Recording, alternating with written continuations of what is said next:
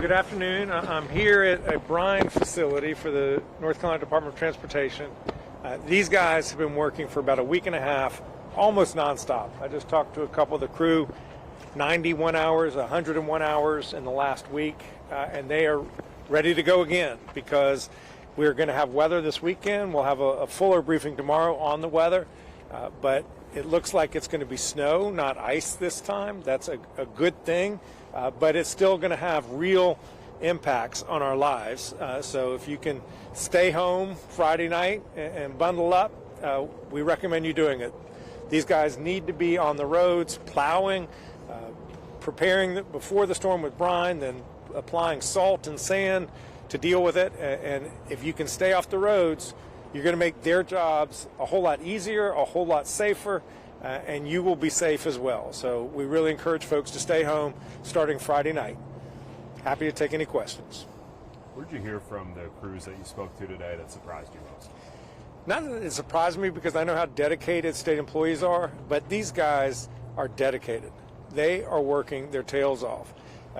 90 hours last week, 100 hours last week, and they're ready to saddle up and do it again because they know that the state needs our road system, and they're the ones who are going to keep those roads safe and keep people. We don't believe we had any traffic fatalities last week because of the storm.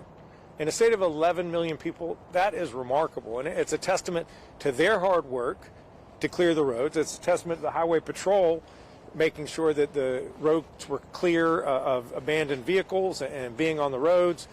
Testament to the National Guard. I saw a great video of them getting trucks out of the median. These folks care deeply about their work and making sure that people are safe. And then finally, it's a testament to people staying home. And we're lucky that this is going to hit us on the weekend, so there will be less traffic. If you can stay home on Friday night, do it. What's different about preparing for this compared to last week as far as, I guess, roads in particular, and just we're not expecting long-term power outages like we were a week ago? Yeah. The main difference is we were expecting sleet and freezing rain last week. This week we're expecting snow. That means that we think that there will be fewer power outages, or the risk of power outages are less. That doesn't mean that there will not be power outages. There certainly, almost surely will be power outages, but it won't be in the entirety of a region. It'll be in more specific locations. These guys are going to have to still work hard to clear the roads. It's going to be coming. It's going to be windy.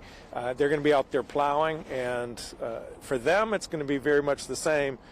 For us, we're hoping that power outages are a smaller part of the story. Is supply impacted at all as far as road treatments because this is coming right after another storm? No, that was a question I just asked them. Do they feel like they have enough salt? Do they have enough sand? And they feel very confident in the amount of supplies that they have. Obviously, the kids have been out of school. We've had a couple of virtual days, and I know they're happy, but their parents aren't necessarily as excited. Are you guys anticipating that the district will probably have some snow days, and will the parents have to do any makeup days later in the year? Yeah, I can't speak for the details of each school system's calendar, but I can tell you that we're very likely going to get hit by a lot of snow. It's going to be very cold next week, which means that it's going to stick around. I fully anticipate for families to be impacted for a few days. One good thing is we hope that this is snow and not ice. It's not sleet. It's not freezing rain. So use this as an opportunity to remind yourself how to sled.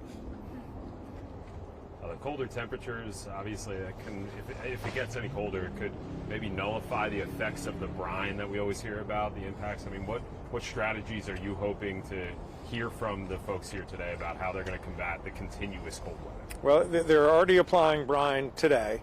They like to do it within 48 hours of the expected storm, which we think is going to be hitting Friday night. So they're going to be working really hard tomorrow.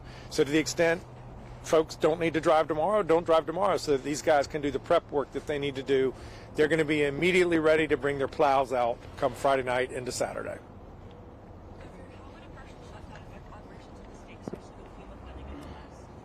Yeah, in terms of the federal government, yeah. Look, the federal government needs to operate. They need to have a budget. We need the support of FEMA to help recover in Western North Carolina. The public assistance reimbursements need to come through. The hazard mitigation programs that help us build resilience into our infrastructure for the next storm, that needs to come through. There's absolutely no reason why you cannot have basic accountability for ICE, not for Immigration Customs Enforcement, Border Patrol. They can wear body cams. They can have their name on their uniform. They do not have to wear masks. They can have relationships with state and local where they're informing them of what their actions are. These things are basic measures of accountability and good law enforcement. They can do those things and keep the government open. They need to keep the government open. Governor, where are you guys more concerned about the effects of this storm coming into this weekend? Are there particular concerns along the coast as well? Yeah, it is on the east side. The last storm came in from the west. This storm's coming in from the east. We expect to have greater concentrations of snow east rather than the mountains. It's kind of backwards from what most people expect. There is also concern about overwash from tides on the Outer Banks, and so people on the Outer Banks need to be aware and be careful. So these guys are spread out around the state. They know how to handle these kind of storms, and they're ready to help the people of North Carolina get through this. Are you anticipating declaring another state of emergency going into this storm? Yes, in fact, right now I've just declared a state of emergency for this storm, separate from the one that we had last week. It helps us to mobilize our state emergency management team. It also helps prepare us in case we need federal assistance from FEMA down the road to have declared an emergency for this storm. How's your communication been with the White House from last week's storm and going to this week's storm? Last week, the White House and the administration was very responsive. I heard from the Coast Guard. I heard from the White House. They wanted to make sure that we had what we needed. I asked the president for a declaration of a storm declaration, and they granted it within a day. Very responsive. So I was pleased with that, and we hope that whatever needs we have of the federal government with this storm, they're equally as responsive. One of the other questions you were asking down there in front of the brine was about the capabilities for the state to allocate resources kind of locally as well. That was some of the concerns we heard from people out and about over the weekend. Just a lot of the major highways, NCDOT did a great job clearing, but a lot of the local side roads that people in front of their homes, they were still covered Sunday going into Monday. What message do you have to North Carolinians that they can safely get out and about after the storm on their local roads in their towns and cities across the state? Well, these guys have to prioritize the interstates first, and then the major state roads second, and then they can get into the secondary roads later. And we wish after a big storm that it could be within 24 hours. That's just not the way the world works. So we ask people to be patient, to understand that it's better to not be on the roads if you possibly cannot be. If you have to be on the roads, give a lot of distance to the car in front of you. Go slower.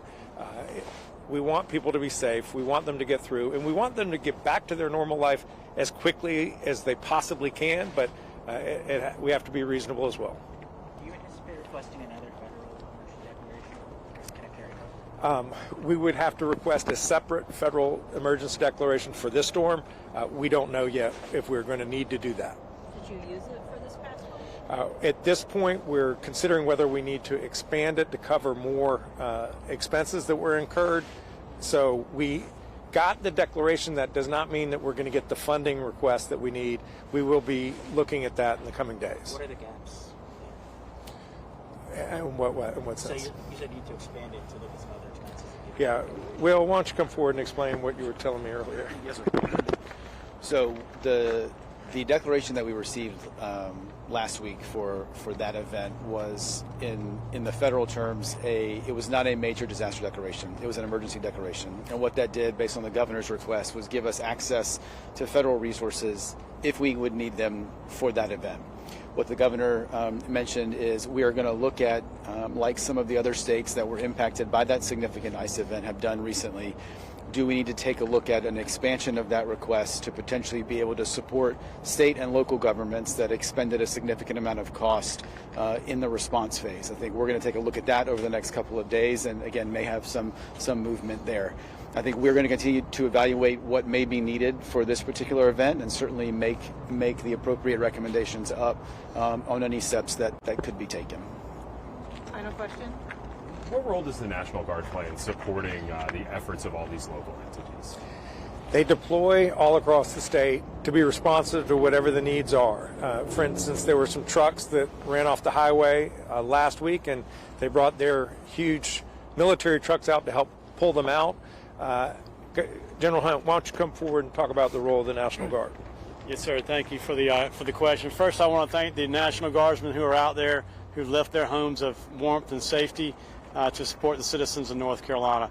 But our main focus and our main mission is the protection of life and property of the citizens of North Carolina. And we do that with working with the Department of Transportation and the North Carolina Highway Patrol as a team.